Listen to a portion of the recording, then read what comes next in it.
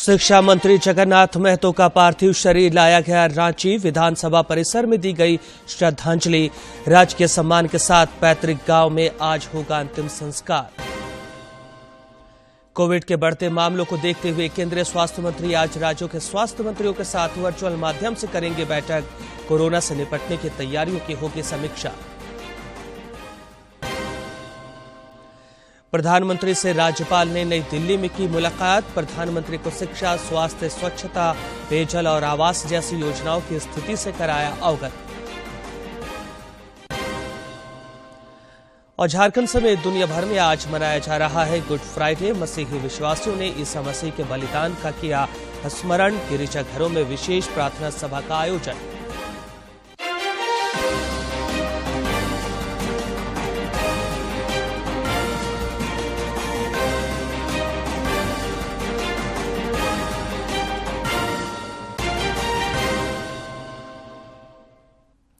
नमस्कार, खबरें झारखंड में स्वागत है आपका। मैं हूं रियाज आलम और अब समाचार विस्तार से। शिक्षा मंत्री जगन्नाथ महतो का पार्थिव शरीर आज सवेरे चेन्नई से रांची लाया गया। पार्थिव शरीर झारखंड विधानसभा परिसर में अंतिम दर्शन के लिए रखा गया। यहां विधानसभा अध्यक्ष रविंद्रनाथ महतो, मुख्यमंत्री हेमंत सोरेन, केंद्रीय शिक्षा राज्य मंत्री अन्नपूर्णा देवी और राज्य सरकार के तमाम मंत्री, कई सांसद और विधायकों ने पार्थिव शरीर पर पुष्प चक्र अर्पित कर श्रद्धांजलि दी।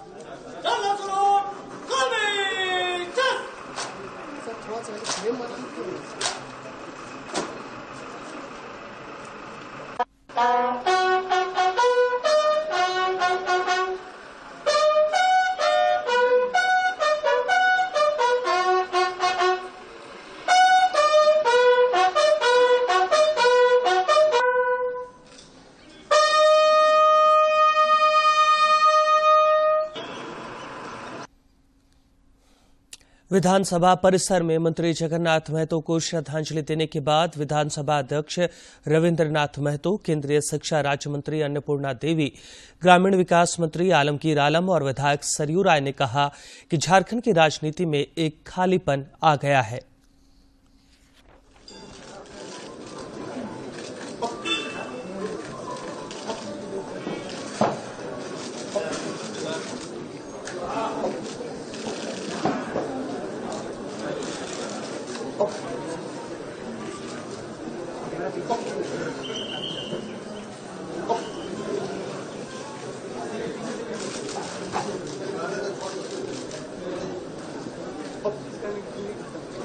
उसके लिए एक मिसाल के रूप में थे और उनके इस असमय चले जाना इस राज्य के लिए बहुत बड़ा क्षति है। तो वो पहले से मौजूद होते थे, यानी सुबह सबसे पहले वो वहाँ पे उपस्थित होते थे। तो उसके अलावा भी जब भी सत्र के दौरान हो या सत्र के बाहर हो या फिर क्षेत्र में भी हो, तो हर एक विषय पर काफी बेबाकी से अपनी बात को रखते थे। आज उनके नहीं रहने से, निधन होने से आज विधानसभा में उसका भावभीनी श्रद्धांजलि दी गई है। मैं उनका आत्मा के लिए ईश्वर से प्रार्थना करते हैं। के प्रभाव में कम रहते थे और जो उत्तर आते थे विधानसभा में उनकी छानबीन करते थे और मुझसे तो पहले भी संपर्क कर लेते थे कि अधिकारियों ने ऐसा कहा है, आपको लगता है कि कुछ और इतर है तो बताइए।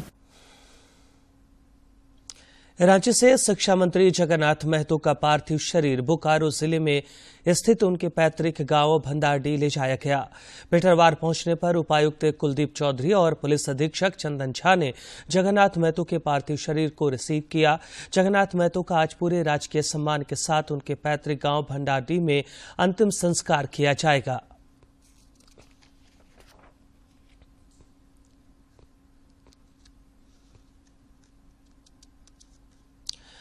कोविड के बढ़ते मामलों को देखते हुए आज केंद्रीय स्वास्थ्य मंत्री डॉक्टर मनसुख मांडविया झारखंड समेत सभी राज्यों के स्वास्थ्य मंत्रियों के साथ वीडियो कॉन्फ्रेंसिंग के माध्यम से समीक्षा बैठक करेंगे। ये बैठक वीडियो कॉन्फ्रेंसिंग के माध्यम से होगी। बैठक में स्वास्थ्य मंत्री राज्यों के स्वास्थ्य मंत्रियों के साथ कोविड-19 की मौजूदा स्थिति पर चर्चा करेंगे। इस बैठक में स्वास्थ्य विभाग, नीति आयोग, नेतागी के अधिकारी शामिल होंगे। कोविड के बढ़ते मामलों को देखते हुए केंद्रीय स्वास्थ्य मंत्रालय ने राज्यों को दिशा निर्देश जारी किए हैं। ने कहा है कि बढ़ते कोविड मामलों को लेकर राज्यों का दिशा निर्देश दिए गए हैं। हर वर्ष 7 अप्रैल को दुनिया भर में विश्व स्वास्थ्य दिवस मनाया जाता है। इस दिन को मनाने का उद्देश्य दुनिया भर के लोगों को स्वास्थ्य और मेडिकल क्षेत्र में हो रही नई नई प्रगति के प्रति जागरूक करना है, ताकि हर व्यक्ति अपने स्वास्थ्य के प्रति जागरूक हो सके। 1950 में पहला विश्व स्वास्थ्य दिवस मनाया गया था और तभी से हर साल इस दिन को स्वास्थ्य दिवस के तौर पर मनाया जाता है। इस साल की थीम है हेल्थ फॉर ऑल। इस थीम का उद्देश्य भी यही है कि स्वास्थ्य सेवा एक बुनियादी मानव अधिकार है जो हर किसी को बिना किसी कठिनाई के मिलना चाहिए।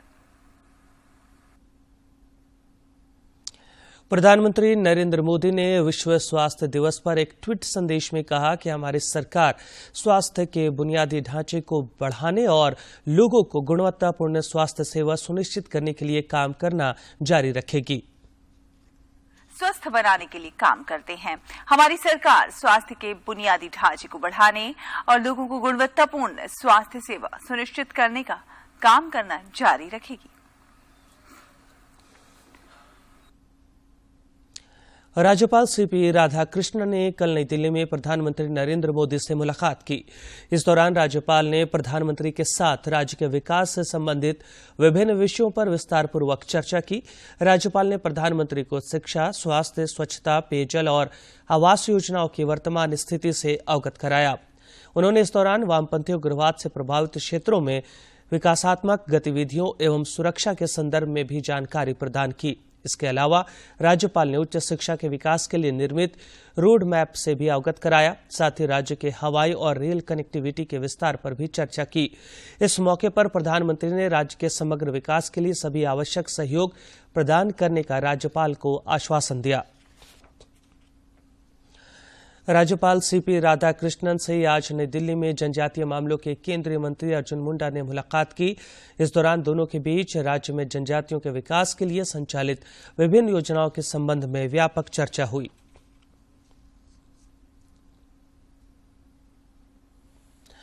राष्ट्रीय स्वयंसेवक संघ के प्रमुख मोहन भागवत आज जयपुर में आयोजित राष्ट्रीय सेवा संगम में शामिल हुए। कार्यक्रम में 800 संस्थानों के 3000 से अधिक प्रतिनिधि शामिल हो रहे हैं। इस दौरान अपने संबोधन में श्री भागवत ने कहा कि सेवा का मंत्र देश में पहले से ही दिया जा रहा है। था ऐसा जो कहा है, ईशावास्यमिदं सर्वं यत्किंचम जगत्याम जगत तेन त्यक्तेन भुंजीता। मेरे पास जो है वो सबके लिए देकर जो बचता है उसमें मैं मेरा चलाऊं, क्योंकि मैं और बाकी ये अलग नहीं है, सब में मैं हूं, मुझ में सब है। प्रदेश भाजपा अध्यक्ष दीपक प्रकाश की अध्यक्षता में कल जमशेदपुर में महत्वपूर्ण बैठक हुई। श्री प्रकाश ने बैठक में रांची में आगामी 11 अप्रैल को आयोजित सचिवालय घेराव कार्यक्रम में पार्टी कार्यकर्ताओं से बढ़ चढ़कर भाग लेने का आग्रह किया।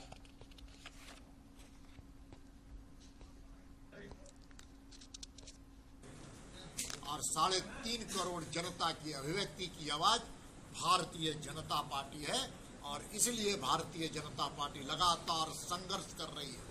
भारतीय जनता पार्टी के 487 कार्यकर्ताओं पर फर्जी मुकदमे दायर किए गए और कई ऐसे कार्यकर्ता पर देशद्रोह का मुकदमा भी दायर किया गया। इसलिए झारखंड की जनता की चाहत है, इस राज्य में विकास की शून्यता हो गई, इसलिए 3.5 करोड़ जनता की चाहत है इस राज्य से हेमंत सोरेन की से निजात पाई जाए और उसकी अभिव्यक्ति भारतीय जनता पार्टी बनी है। इसलिए 11 तारीख को हम इस सरकार के सचिवालय में कामकाज को ठप करेंगे और साथ में हेमंत सोरेन की जो तुगलकी सरकार है, कांग्रेस और आरजेडी की सरकार है, उसको हम घुटने टेकने पर विवश करेंगे।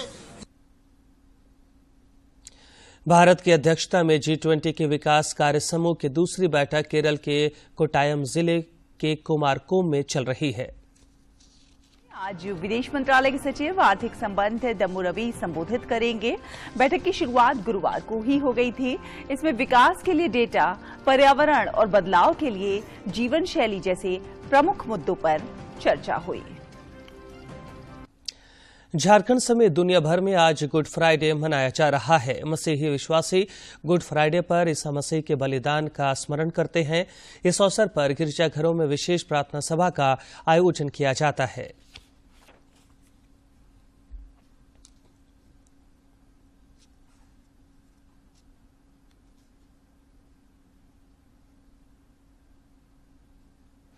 इधर राजधानी रांची समेत राज्य के विभिन्न जिलों में भी आज गुड फ्राइडे मनाया जा रहा है। गुड फ्राइडे को पुण्य शुक्रवार भी कहा जाता है। मान्यता है कि आज के ही दिन दोपहर के 3 बजे यरूशलेम शहर के कलवारी पहाड़ पर ईसा मसीह को क्रूस पर चढ़ाया गया था, जहां पर उन्होंने मानव कल्याण के लिए अपने प्राणों की बलिदान दिया। संत जेवियर कॉलेज रांची के प्राध्यापक फादर जस्टिन कहते हैं कि वास्तव में आज का दिन गुड नहीं होते हुए भी यीशु मसीह के मानव जाति के कल्याण के लिए अपने प्राणों की आहुति देकर आज के दिन को गुड बना दिया है। ऐसे तो आज का दिन जो कुछ हुआ वो गुड नहीं था, बहुत अच्छा नहीं था दुनिया की नजरों में। यीशु को सूली पर चढ़ाया गया और बहुत कष्ट सहने के बाद उनकी मृत्यु हो गई।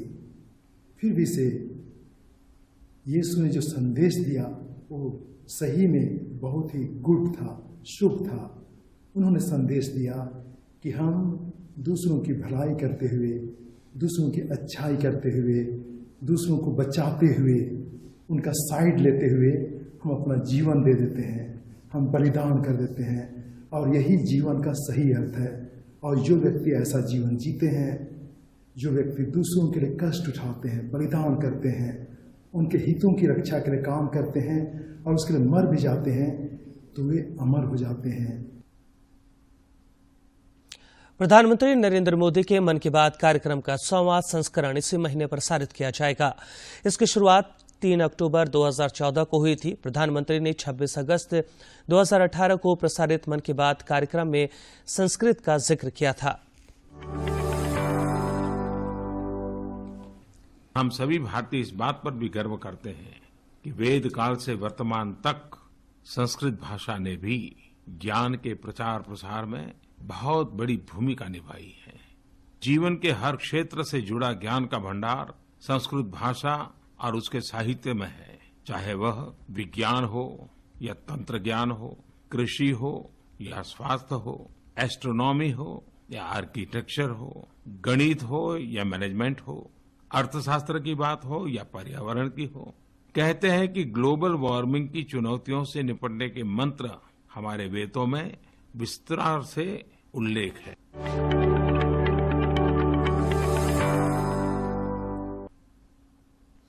पद्मश्री पुरस्कार से सम्मानित चेन्नई के 81 वर्षीय सेवानिवृत्त लाइब्रेरियन और सामाजिक कार्यकर्ता पालम कल्याण सुंदरम ने अपना संपूर्ण जीवन अनजाने लोगों की सेवा में समर्पित कर दिया। आज भी जरूरतमंदों की सेवा में वे तत्पर रहते हैं।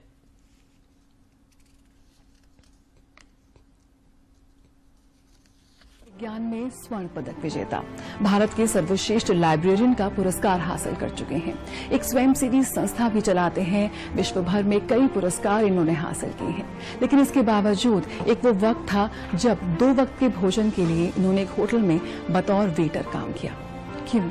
क्योंकि महीने दर महीने ये अपना सारा वेतन, अपनी सारी कमाई गरीबों को दान करते आए हैं। अपनी सारी जमा पूंजी, अपनी पैतृक संपत्ति, आभूषण, सब कुछ इन्होंने जरूरतमंदों के बीच बांट दिया। एक बेहद आम इंसान जिन्होंने नेकी की ऐसी लौ जलाई जिसकी नजीर मिलना बेहद मुश्किल है। अनजान व्यक्तियों के लिए अपना सब कुछ न्यौछावर कर देना, ऐसे उदाहरण विरले ही देखने को मिलते हैं। ऐसा है चेन्नई तमिलनाडु में 81 वर्षीय सेवानिवृत्त लाइब्रेरियन और सामाजिक कार्यकर्ता पालम कल्याण सुंदरम का बलिदान, जिन्होंने 6 दशक में जो कुछ कमाया सब दान कर दिया। गरीब अनाथ बच्चों की पीड़ा देखकर कल्याण सुंदरम विचलित हो जाते थे। उन्होंने पढ़ाई करते समय ही ऐसे बच्चों की मदद करने का फैसला किया। पहले तनख्वाह का एक हिस्सा दान में देते थे, फिर सारी पगार देने लगे। अपना गुजारा चलाने के लिए कभी वेटर तो कभी रेलवे स्टेशन पर काम करते। जब उनकी ख्याति फैलने लगी तो सम्मान मिलने लगे। वे इनाम की धनराशि भी दान कर देते थे। आज भी हर महीने मिलने वाली पेंशन समाज सेवा में ही लगा देते हैं।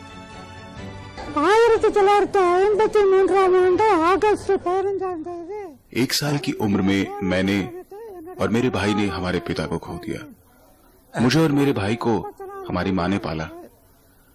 मेरी माँ ने मुझे हमेशा सिखाया कि कभी लालची मत बनो, हमेशा अपने पैसे का एक हिस्सा जरूरतमंद लोगों के साथ साझा करो और हमेशा किसी जरूरतमंद व्यक्ति की मदद करने की कोशिश करो। मैंने अपना सामाजिक कार्य 14 वर्ष की आयु में 15 अगस्त 1953 में प्रारंभ किया। मैं पिछले 70 वर्षों से एक सामाजिक कार्यकर्ता हूँ। अमेरिका के राष्ट्रपति बिल क्लिंटन इस बात से हैरान थे कि इस व्यक्ति ने 30 करोड़ में से एक पैसा भी नहीं लिया और सब दान कर दिया। मैं पिछले 70 वर्षों से लोगों की मदद कर रहा हूँ। मुझे लोगों की मदद करने की जरूरत है। आपका योगदान स्तर आपकी कमाई का 1% हो सकता है। मैं किसी से 1% से ज्यादा नहीं मांगूंगा। भारत सरकार ने मेरे सामाजिक कार्यों के लिए पद्मश्री पुरस्कार दिया है। मैं 140 करोड़ लोगों के बीच इस पुरस्कार को पाकर सम्मानित महसूस कर रहा हूँ।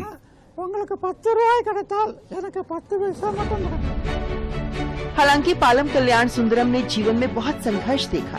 1 साल के थे जब पिता का देहांत हो गया। माँ ने पाल पोस कर बड़ा किया और 3 मंत्र सिखाए।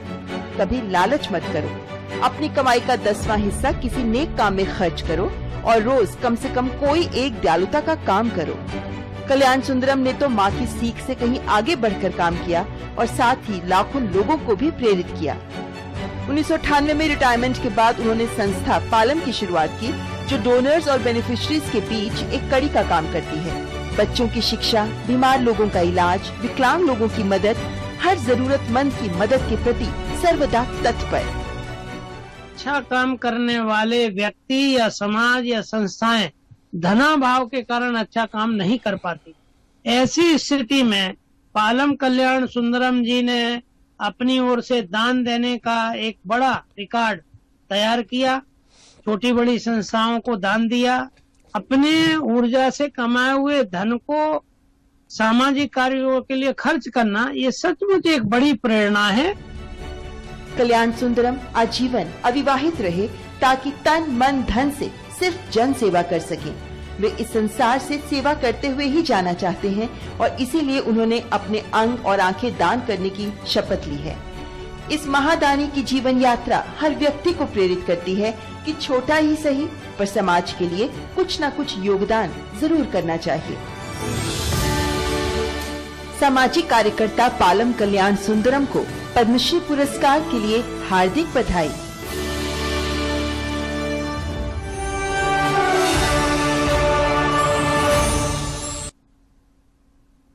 मौसम विज्ञान केंद्र रांची ने कहा है कि पिछले 24 घंटे में मौसम पूरी तरह शुष्क रहा है।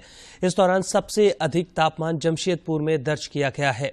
मौसम विज्ञान केंद्र रांची के वैज्ञानिक अभिषेक आनंद ने बताया कि आगामी 9 अप्रैल को राज्य में कहीं कहीं बारिश होने की संभावना है।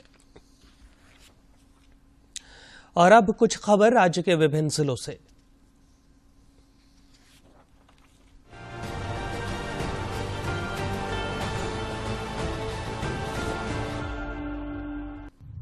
जमशेदपुर की अदालत ने एक आरोपी को 4 लोगों की हत्या के मामले में फांसी की सजा सुनाई है। न्यायालय ने इसके अलावा आरोपी पर 50,000 रुपए का जुर्माना भी लगाया है। गौरतलब है कि 12 अप्रैल 2021 को टाटा स्टील के एक कर्मी ने अपनी पत्नी, 2 नाबालिग बेटियों और ट्यूशन टीचर की बेरहमी से हत्या कर दी थी। अभिनेत्री अमीषा पटेल के खिलाफ रांची सिविल कोर्ट ने वारंट जारी किया है। समन जारी होने के बाद उपस्थित नहीं होने पर वारंट जारी किया गया है। मामले की अगली सुनवाई की तिथि 15 अप्रैल निर्धारित की गई है।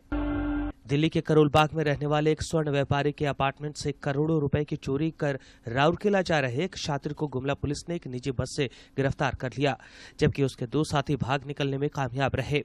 आज करीब 7 घंटे तक बैगों और ट्रॉली बैग से मिली राशि की गिनती बैंक कर्मियों द्वारा की गई, जिसमें कुल 6,53,97,730 रुपए थे।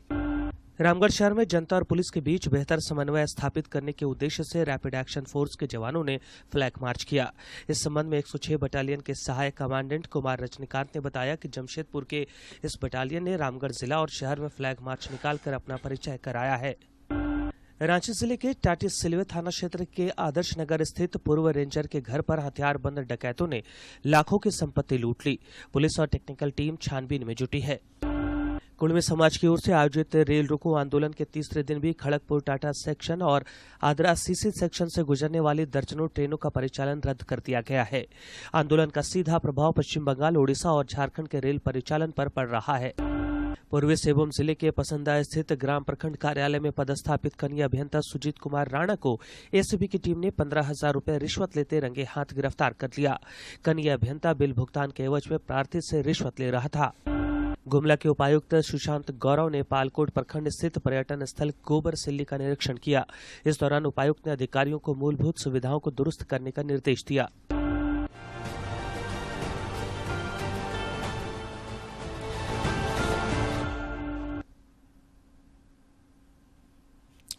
मार्च 2023 में देश में कोयला उत्पादन मार्च 2022 की तुलना में 12.03% बढ़कर 107.84 मिलियन टन हो गया है। टन हो गया है।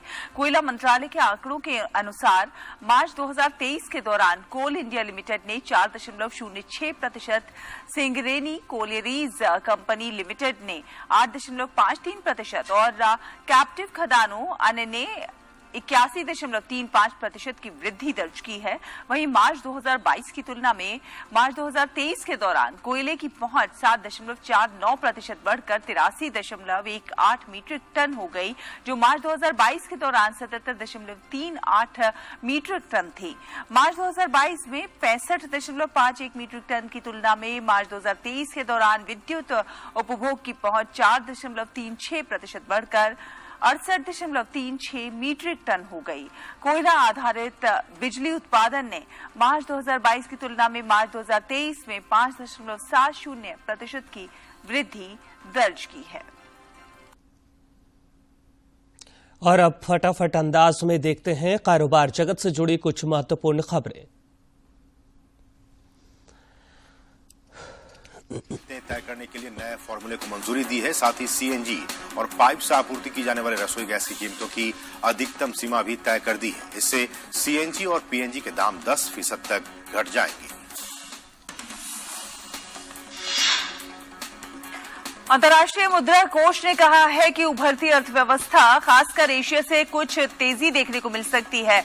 भारत और चीन 2023 में दुनिया के विकास में आधे का योगदान देंगे।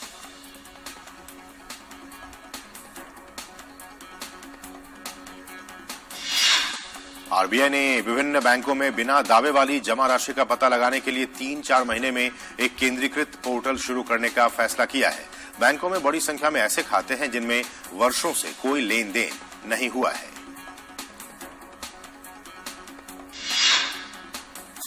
अगर आपके बैंक खाते में पैसे नहीं हैं, तो भी यूपीआई के जरिए कर्ज लेकर भुगतान कर सकेंगे। इसके लिए किसी भी तरह के क्रेडिट कार्ड की जरूरत नहीं होगी। भारतीय रिजर्व बैंक आरबीआई ने इस सुविधा के लिए यूपीआई का दायरा बढ़ा दिया है। विदेशी बाजारों में बहुमूल्य धातुओं की कीमतों में गिरावट के बीच दिल्ली के सर्राफा बाजार में गुरुवार को सोने का भाव 370 रुपए गिरावट के साथ 60,370 रुपए प्रति 10 ग्राम रह गया। पिछले कारोबारी सत्र में सोना 60,740 रुपए प्रति 10 ग्राम के भाव पर बंद हुआ था। केंद्रीय खाद्य सचिव ने कहा कि सरकार को जून में समाप्त होने वाले फसल वर्ष 2022-23 में 112.18 करोड़ टन गेहूं का रिकॉर्ड उत्पादन होने की उम्मीद है। सरकार ने फसल वर्ष 2022-23 जुलाई-जून में 112.18 करोड़ टन गेहूं का रिकॉर्ड उत्पादन होने का अनुमान जताया। आईपीएल क्रिकेट में आज सनराइजर्स हैदराबाद और लखनऊ जायंट्स के बीच लखनऊ में मुकाबला होगा। हैदराबाद के कप्तान एडन मार्करम टीम को ज्वाइन करेंगे। लखनऊ ने अपना पहला मुकाबला दिल्ली कैपिटल्स के खिलाफ 50 रन से जीता था, लेकिन इसके बाद चेन्नई सुपर किंग्स के खिलाफ टीम को हार मिली थी। वहीं सनराइजर्स हैदराबाद को अपनी पहली जीत की तलाश है। टीम को अपने शुरुआती मैच में राजस्थान रॉयल्स से हार का मुंह देखना पड़ा था। और अब देखते हैं खेल जगत से जुड़ी महत्वपूर्ण खबरें फटाफट।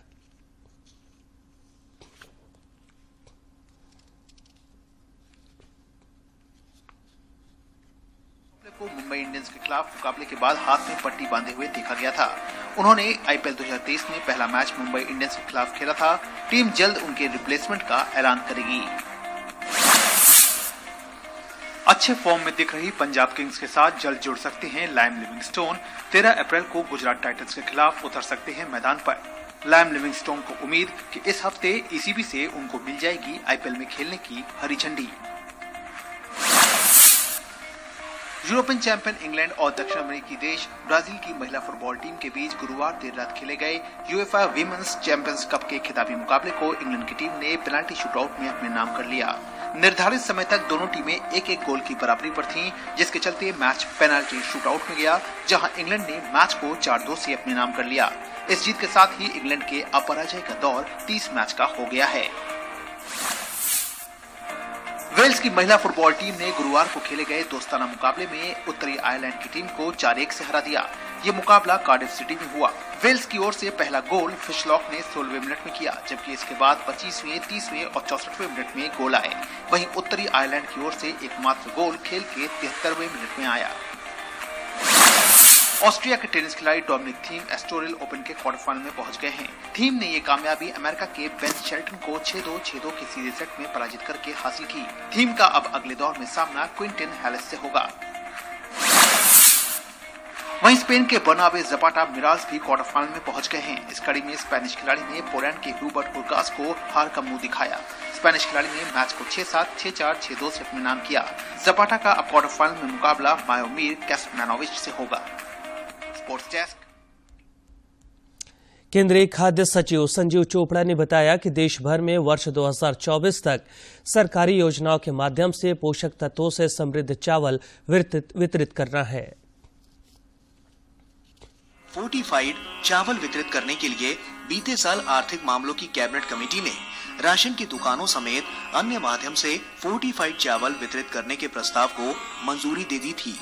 इस विषय पर कृषि भवन में आयोजित संवाददाता सम्मेलन में बोलते हुए केंद्रीय खाद्य सचिव संजीव चोपड़ा ने कहा कि 27 राज्यों में कुल 269 जिलों ने लक्षित सार्वजनिक वितरण प्रणाली के तहत फोर्टिफाइड चावल का वितरण शुरू कर दिया है। मार्च 2023 तक दूसरे चरण के लक्ष्य को 100% प्राप्त कर लिया है।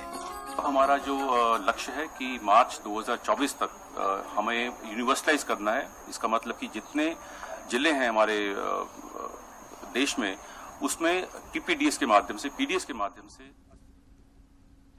और अंत में मुख्य समाचार। शिक्षा मंत्री जगन्नाथ महतो का पार्थिव शरीर लाया गया रांची। विधानसभा परिसर में दी गई श्रद्धांजलि। राजकीय सम्मान के साथ पैतृक गांव में आज होगा अंतिम संस्कार।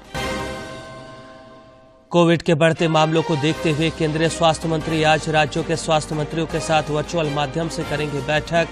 कोरोना से निपटने की तैयारियों की होगी समीक्षा।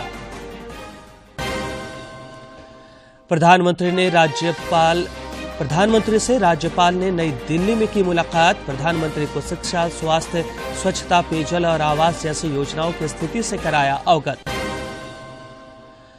और झारखंड समेत दुनिया भर में आज मनाया जा रहा है गुड फ्राइडे। मसीही विश्वासियों ने ईसा मसीह के बलिदान का किया स्मरण। गिरिजाघरों में विशेष प्रार्थना सभा का आयोजन।